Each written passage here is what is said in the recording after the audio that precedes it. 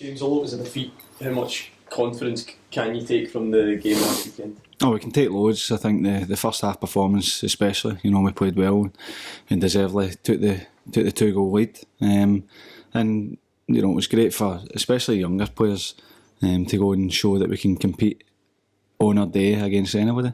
It's the challenge then when you're at home again against on paper a more beatable side. You show the same sort of commitment to the start and go right at teams. Is it possible to always do that, or was it because it was Celtic? No, I think I said to you last week, we are making mistakes that are costing us goals. It's nothing to do with our style of play or how we're playing. We've been playing well, but ultimately we've been making mistakes that have cost us. So we need to cut the mistakes out. As I says, even the games we've lost and lost comfortably, by the scoreline, we've been playing well.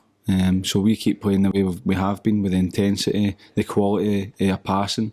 We'll be fine. We just need to get the consistency of cutting the mistakes out. And you're up against a side who lost so heavily the other night. Does that have any impact on this weekend's game? I don't think so. I think by all accounts Kilmarnock started the game well.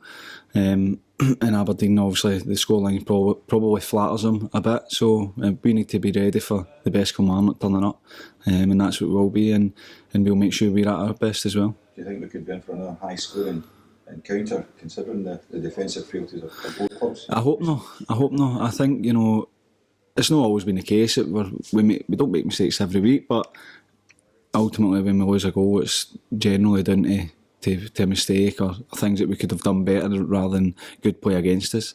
And I've not saw any of the Kilmarnock goals or the Aberdeen goals for the other night, so I can't really comment on that. But from our point of view, we need to make sure that we're tight at the back and go and play the kind of football that we did last week. If the manager was to get a ban, you'd be the main man in the dugout. Is that a good thing?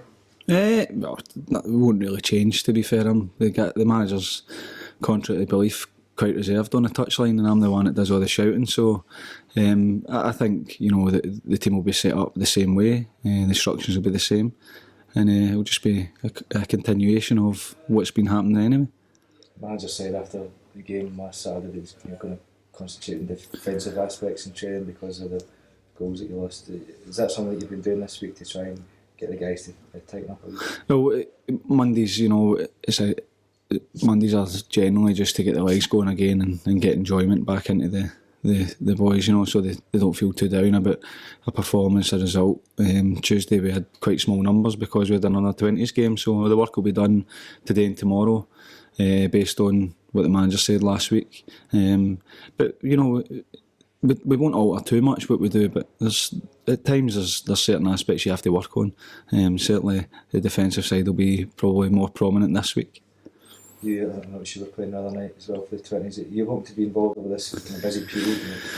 Yeah, I think it was more, I've not played, and in case we have got a lot of games, in case we get any injuries, just so that I'm ready if required. Obviously it won't be in the next however many games, depending on how the manager's hearing goes, but I need to be ready just in case. As I said, we're quite short in numbers, and I want to still play, but we'll just see how that goes.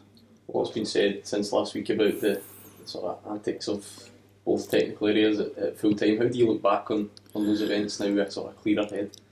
Nothing's changed for me. A lot's been made of the situation, but what happened was Celtic warmed up in the wrong area. They shouldn't have been warming up, taking shots into the goal. There's a portable goal provided, which by the rules they have to use. We use it. We use it every stadium we go to, and every team that comes here uses it.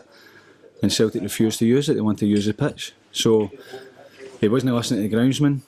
So the manager went up and told him he had to move, and he wasn't happy.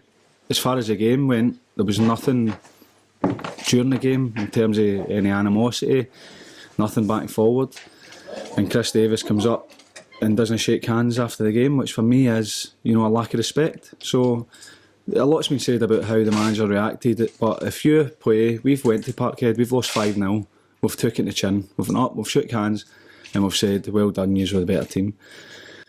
Chris Davis decides not to come up and shake people's hands, put his face in other people's faces, which is a lack of respect. Regardless of whether you're assistant manager of Celtic or anybody else, you have to go up, well done, unlucky, whatever.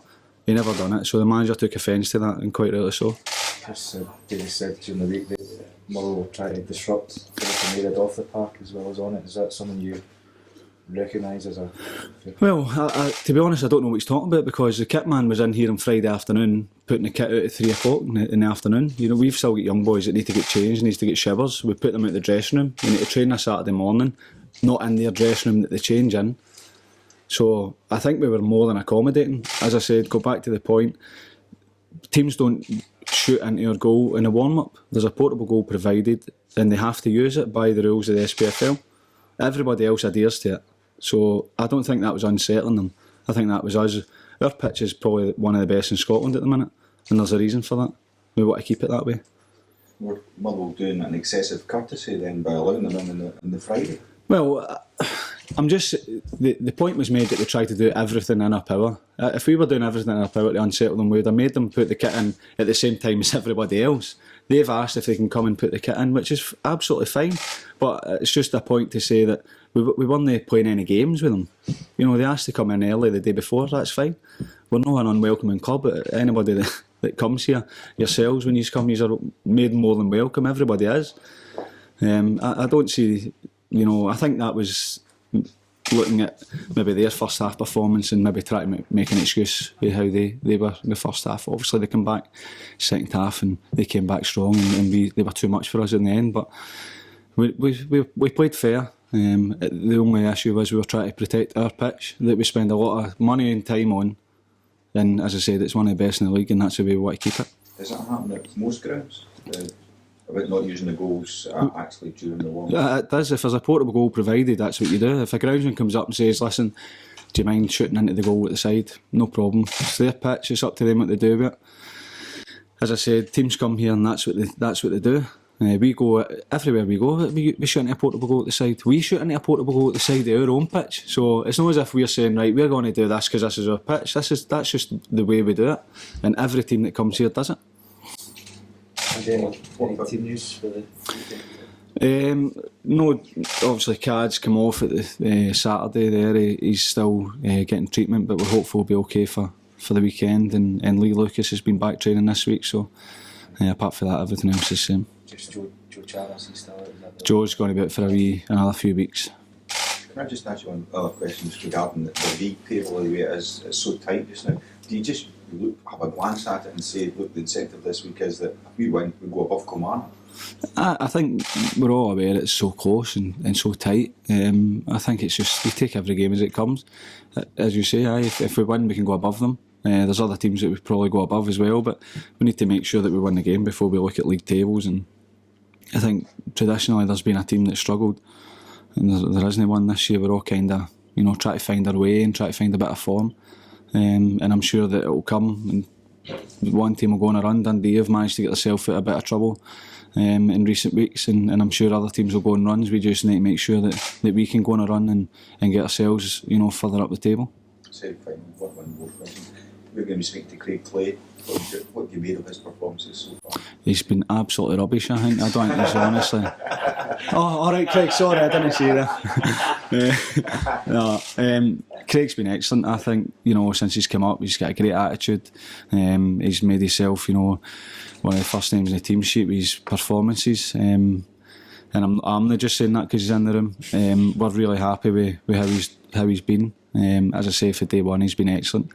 Most of the boys that have come in this summer, you know, have come in and made themselves permanent fixtures in the team, and Craig's one of them. As I said, his performances, I think, sometimes can be a wee bit understated, maybe, you know, to the normal person. It maybe not look as if he's doing brilliant, but for us, the job that he does for us is excellent, and we couldn't be any happier with him.